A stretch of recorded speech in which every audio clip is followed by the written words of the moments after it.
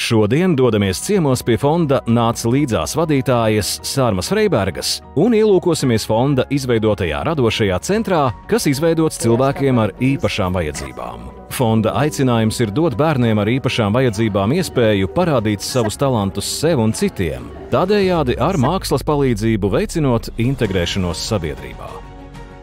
Mums nāk ciemiņi, kādi! Labvakar, Sārma! Mēs esam svētku kūkas ietvaros un gatavojām gardu svētku kliņģeri, lai pasniegtu jums, lai jūs varētu nobaudīt par labajiem darbiem to, ko jūs darat. Arī mazas dāvanas no mūsu atbalstītājiem, lai jums saldāka un bagātīgāka ikdiena. Es jums došu kliņģeri. Paldies, paldies! Tas jums enerģijai. Sārma, gribētos dzirdēt un gribētos, lai arī mūsu projekta skatītāji uzzinātu vairāk par šo vietu, par to, ko jūs darat tik daudzu gadu garumā. Zinām, ka esat laikam dibināti 1998. gadā. Jā, 98. gads ir dibināts fonds, bet festivāls Nāc līdzās mūsu ir vecāks vēl. Un fondu mēs dibinājām tāpēc, lai būtu, kā tagad saka, juridiskais jumts. Lai varētu rakstīt projekts, jo, ja raksta tikai Sārma, tas tā būtu dīvaini. Šodien jau vairāk, bet tajā laikā, jau es saku, mums ir 28. sezona. Mēs tā kā mākslinieki skaitam sezonās. Kāpēc sākām? Tāpēc, ka es pēc savas dabas esmu tāds cilvēks, kurš tā kā cīnās par taisnību. Tie ir tādi nērti cilvēki faktiski ir, ja? Un man likās arī, man draudzenei bija puisīt nedzirdīgs, un man likās, ka viņš arī var iekļauties un dejot, un tā tas pamazām sākās. Un tas pirmais labdarības pasākums mums bija Valentīna dienā. Un es neko nesapratu vispār, kur var atrast šos bērnus, kur viņi dzīvo, kur viņi mācās. Dienā likām sludinājumu, lai brauc, un toreiz bija vēl tie ielu bērni, un tad tos tajā laikā ar policijas uzraudzībā veda. Tas sākums bija tāds ļoti interesants, bet tanī brīdī mēs viņus tā kā atraisījām tos atnākušies, viņi neko neuzstājās vēl, viņi visi bija nobijušies un tā, un es ar viņiem minēju mīklas, un viņi man apsolīja, ka viņi nākamā gadā sagatavos kaut ko, dziesmiņu vai dzejolīti, un nākamā gadā Latviešu biedrībā es ar kladīti stāvu pie durvīm un pierakstu. Jānis Krūmiņš, ko tu esi sagatavojis? Tādu un tādu dzejoli nākamais. Un tā tas viss notika, un tad pēc tās kladītes es novadīju to koncertu. Protams, pēc tam bija tur kliņģeri un saldumi un tā. Es saku, tad nākamgad arī tiekamies, protams. Un nākamā gadā bija 200 jau dalībnieki, un tā tas sāka vēlties tā sniega bumba. Faktiski tas vairs nav koncerts, tas jau ir festivāls liels, kurš notiek visā Latvijā. Piedalās vairs ne tikai bērni. Mums ir visdažādāko spektru funkcionālo traucējumu cilvēku, es teiktu. Pilnīgi. Nav tāda, kurš mums nav. Un tagad mums tā pirmā atlases kārta mūsu lielajam festivālam notiek video formātā. Nākamgad martā jāiesūta. Un tad visi klātienē tiekamies VF kultūras pilī.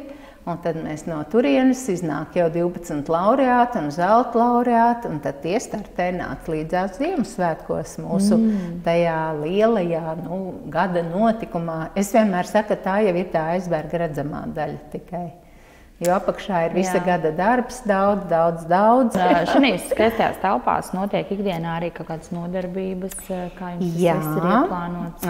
Šajās telpās mums notiek daudz nodarbības, jo tas pirmais tā var teikt, grupa, kolektīvs mums fondā radās pirms 11 gadiem, mūsu jauktais koris, kurš ir unikāls koris, tāpēc, ka tajā dzied arī cilvēki ar dažādiem funkcionāliem traucējumiem, gan ar redzes traucējumiem, gan kustību, gan autisma spektru, gan garīgi raksturu traucējumiem. Un faktiski koris ir piedalījies abos šajā laikā bijušajos dziesmu svētkos lielajos un nodziedājis pilnu repertuāru. Protams, ka tas nav viegli, bet tad, kad mazliet pierod, mums ir ļoti labi cilvēki, ļoti labestīgi cilvēki, atvērti. Un kad atnāk, piemēram, tagad arī jaunā diriģenta un diriģents, kas bija, viņi saka, nevienā korī mūs tā nesagaida. Kā mūs gaida? Ko diriģents saka, katru vārdu klausa. ja, un nerunā pretī. Mēs esam lieliska auditorija priekš diriģenta tādā ziņā. Protams, ka ir grūti neredzīgam, viņš neredz notis, viņam viss no galvas jāiemācās. Tad mums ir cilvēki, kuri neprot lasīt. Bez kora mēs esam nodibinājuši. Tagad mums ir ukuleļu grupiņa. Tad mēs, atsaucoties mūsu aicinājumiem, mums saziedoja akordeonus. Wow. Un šogad mums tagad ir jau akordeona grupa, mums ir perkusija grupa, mums ir zīmēšanas, līmēšanas, veidošanas grupa.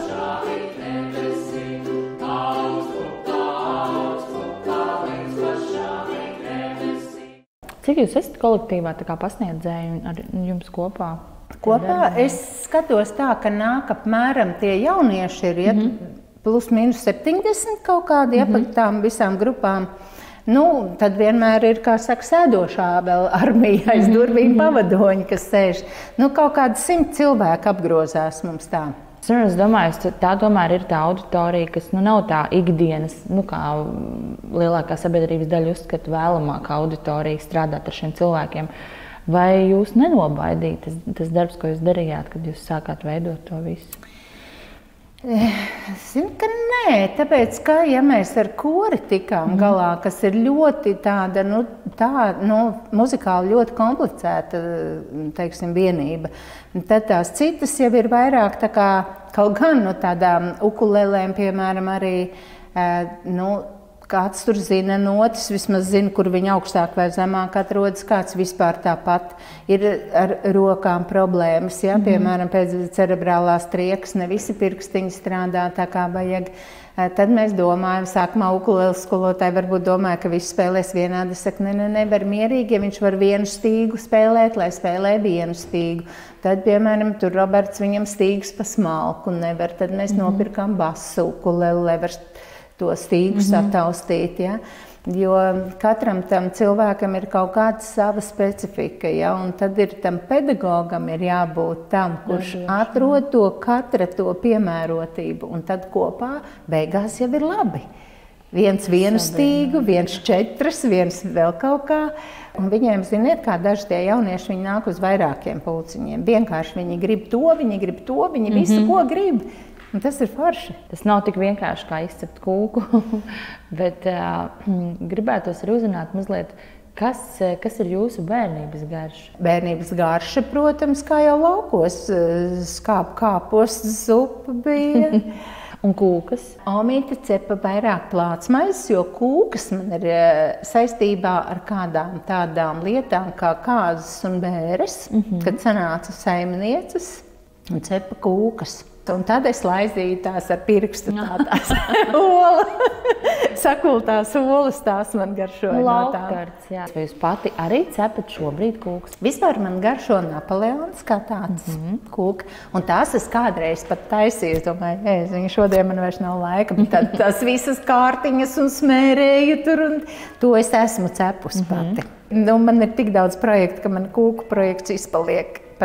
Bet varbūt, ka es kādreiz to darīšu. Es tagad laukos iegādājusies plīti ar cepeškrāsni, kas jau ir labs rādītājs. Un es domāju, ka jāuztaisa būtu pirmā slinkās ābolmaizes. Jā, un tas būtu?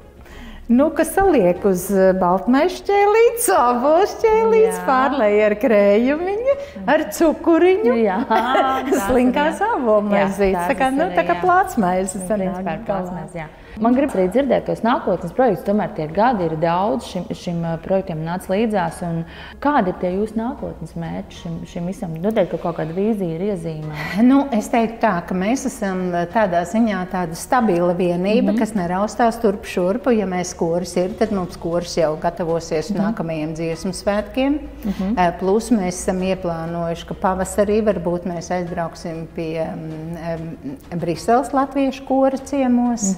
Tad mums visi pulciņi, protams, gatavojas lielajam lielkoncertam, kas notiks Vepā, tad, kas varbūt startēs ārpus konkurss, kas vienkārši apsveiks pārējos dalībniekus.